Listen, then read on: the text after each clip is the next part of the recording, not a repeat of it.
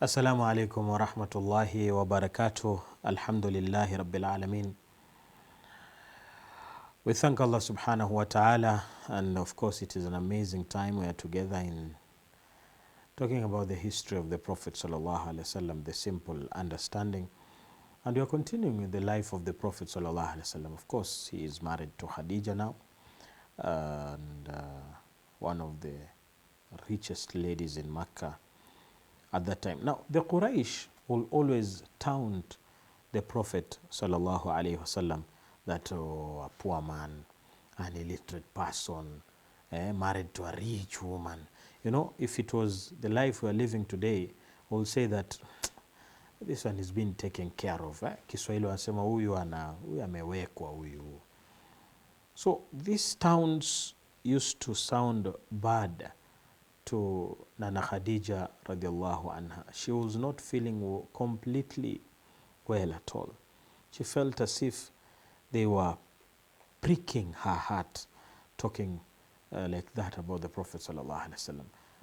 Of course, Nana Khadija loved the Prophet, and he knew that the Prophet had nothing. So I taunt and call him names and whatever.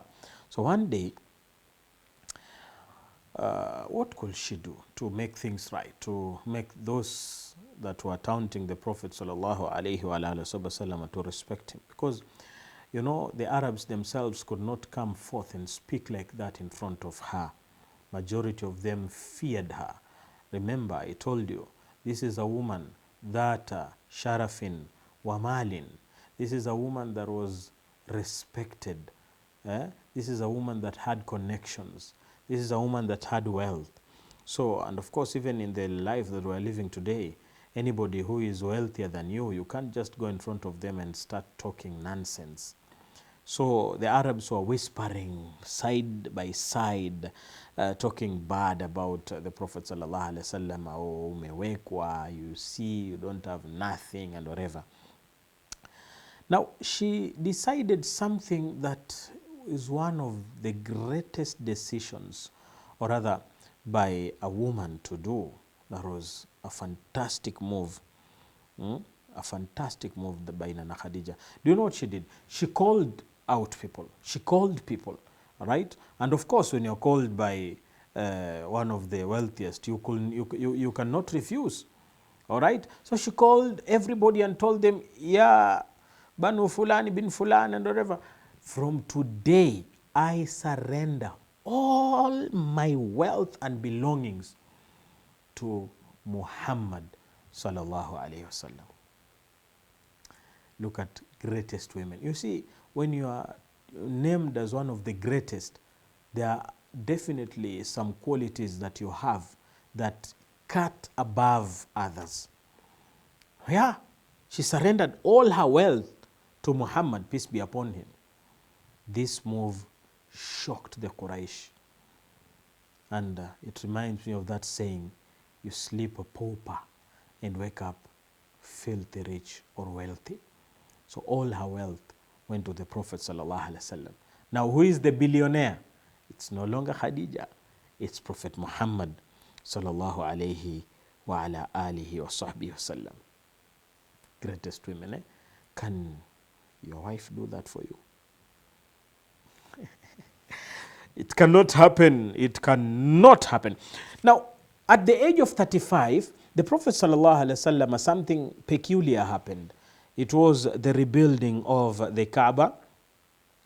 And of course, this was 5 years before prophethood. There was a great flood in Mecca that swept towards Al-Kaaba, and most of it were demolished.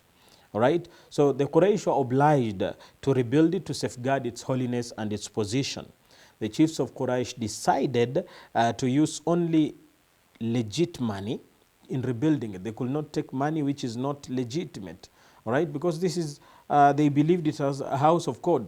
They had first to odd to knock down the wall, but Al-Walid ibn al-Mughira al-Makhzumi started the work. So they rebuilt the Kaaba, completed it very well. They had raised some places had been, you see. So the process of rebuilding, there was Hajarul Aswad, the black stone, which is one of the most important parts of the Kaaba, which had to be returned to its original place. Now you see, because this is one of the greatest parts of the Kaaba, everybody was jostling to be the one who is going to return the stone to its original place. And of course, those who are from the Kubara or Quraysh, yeah, the Quraysh tribes, who are the bigger tribes, they will definitely win, right? More than the others. I mean, of course, when you are rich, you can buy yourself into anything, right? So they wanted to make a truce. They wanted somebody who could assist them in coming out of this quagmire. How are we going to resolve this problem that we are having today about returning the Hajarul Aswad to its original place? Whom do they run to? Your guess is as good as mine. Muhammad sallallahu alayhi wa ala alihi wa sallam. Because they believed in him. Imagine, even before Muhammad was given prophethood, the Quraysh believed in him. Hatta lakabuhu al-amin, until they called him the trustworthy one. Whenever they had anything to keep, they will give it to Muhammad sallallahu alaihi wasallam, even before he was given prophethood, because he was a very good person. So what was Muhammad's suggestion? Listen, take a cloth, put the stone in the middle. Every chief of every tribe, the 12 clans of Mecca, touch the sides of the cloth.